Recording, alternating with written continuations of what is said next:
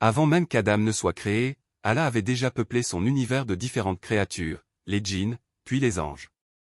Ces derniers occupaient une place particulière, car ils furent créés uniquement pour adorer Allah et exécuter ses ordres sans jamais faillir. Le prophète Muhammad a dit: les anges ont été créés de lumière, les djinns de flammes sans fumée, et Adam de ce qui vous a été décrit, la terre. Sahih Muslim. Ainsi, les anges sont faits d'une matière pure et lumineuse, différente de celle des hommes et des djinns. Les anges n'ont ni désir, ni besoin physique. Ils ne mangent pas, ne boivent pas, ne dorment pas. Ils n'ont ni genre, masculin ou féminin, ni famille, ni descendance. Ils n'agissent jamais de leur propre volonté, ils obéissent uniquement à Allah. Allah dit dans le Coran: ils ne désobéissent jamais à Allah en ce qu'il leur commande, et ils font strictement ce qu'on leur ordonne. Sourate 66, verset 6. Les anges possèdent de magnifiques formes impressionnantes. Allah leur a donné des ailes en grand nombre, 2, 3, 4 ou plus. Certains peuvent prendre des formes humaines par la permission d'Allah. Par exemple, Jibril est apparu plusieurs fois sous l'apparence d'un homme devant le prophète. Le prophète a vu Jibril dans sa véritable forme, et il raconta: je l'ai vu, il avait 600 ailes, remplissant l'horizon.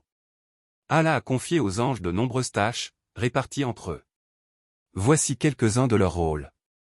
Jibril, Gabriel, est le chef des anges. Il apportait la révélation au prophète.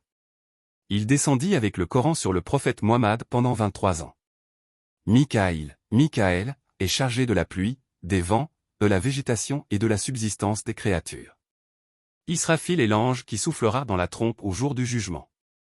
Le premier souffle fera s'évanouir toute créature, et le second ressuscitera toute l'humanité. Malik est le gardien de l'enfer. D'autres anges veillent sur le paradis et accueillent les croyants qui y entreront. Chaque être humain a 2 anges appelés Kiraman Katibin. Celui de droite écrit les bonnes actions. Celui de gauche écrit les mauvaises actions.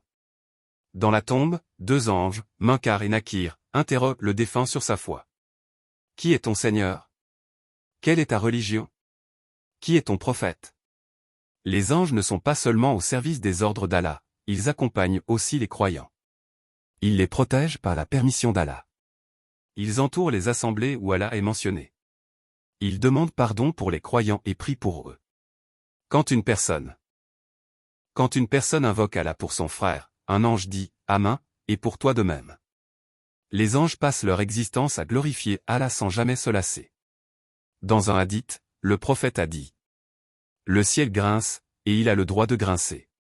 Car il n'y a pas un espace équivalent à 4 doigts sans qu'il y ait un ange debout, incliné ou prosterné. Ahmad.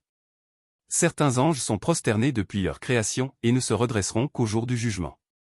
D'autres ne cessent de faire le tawaf autour du trône d'Allah. Les anges auront un rôle immense lors du jour dernier. Ils entoureront le trône d'Allah.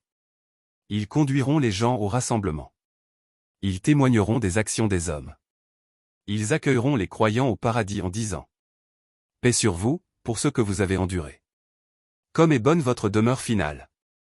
Sourate 13, verset 24. Les anges sont des créatures nobles et pures, créées de lumière. Ils n'ont pas de libre arbitre comme les humains et les djinns. Leur vie entière est dévouée à l'adoration et à l'obéissance d'Allah. Leur présence nous rappelle la grandeur d'Allah et l'importance d'être de bons serviteurs. Ils sont invisibles à nos yeux, mais leur rôle est immense dans l'univers, auprès des prophètes, des croyants, et dans la préparation de l'au-delà.